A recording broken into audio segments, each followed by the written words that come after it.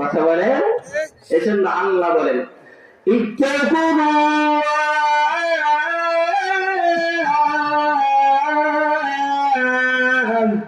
ও ইমানদারেরা, তোমরা আল্লাহ রাব্বুল আলামিনকে ভয় করো।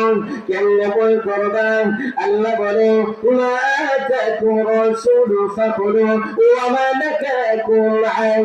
ও দুনিয়ার মানুষ শোনো, তোমরা আমি বিশ্বনবী মুহাম্মদুর রাসূলুল্লাহ সাল্লাল্লাহু আলাইহি ওয়াসাল্লাম আল্লাহর পক্ষ থেকে যা কিছু নিয়ে আসছি ওগুলো তোমরা গ্রহণ করো, আর যা থেকে বিরত থাকার কথা বলেছেন ওইগুলো থেকে তোমরা বিরত থাকো। এটা কার কথা? কার কথা?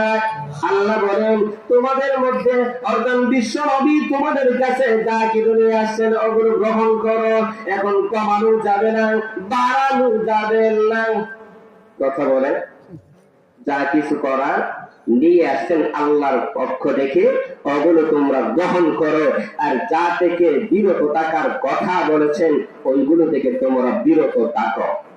কথা বলে, এখন আল্লাহ বললেন যা কিছু নিয়ে আসছেন ওইগুলো তোমরা গ্রহণ করো, আর যা থেকে বিরত থাকার কথা বলেছেন ওগুলো থেকে বিরত থাকো। তাহলে বলানোর সম্ভব আছে, কমানোর সম্ভব আছে। আমরা তো বাড়াই নাই, বাড়াই কিনা? কথা বলে, যেগুলো করার কথা না সেগুলো করি, যেগুলো কমানোর কথা ওগুলো বাড়াই, যেগুলো বাড়ানোর কথা ওগুলো কমাই। কথা বলেন, ফরজরে বাদ দিয়ে সুন্নত টানাটানি আছে কিনা?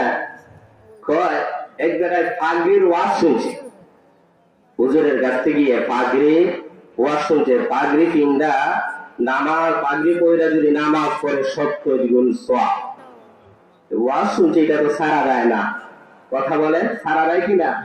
সে কি করছে, নামাজের মধ্যে নামাজ পড়তো, এখন লঙ্গি কুইলা পাগড়ি বাঁধছে। বলেন তো তার সওয়াব হয়েছে? পাগড়ি বান্ধা কি? পাগড়ি বান্ধা আর লঙ্গি পরা ফরজ, এটা কি ফরজ রাইকা? তো আমাদের সবার এমন আছে ফরজ রে বাদ দিয়ে অনেক কিছু টানাটানি আছে কিনা? কথা বলেন। এজন্য আল্লাহ বলেন আল্লাহর পক্ষ থেকে তোমাদের কাছে বিশ্ব নবী যা কিছু নিয়ে আসছেন ওইগুলো তোমরা গ্রহণ করো, আর যা থেকে বিরত থাকার কথা বলেছেন ওগুলো থেকে তোমরা বিরত থাকো। বাড়ানো যাবে না, কমানো যাবে না, কোনো সুযোগ নাই।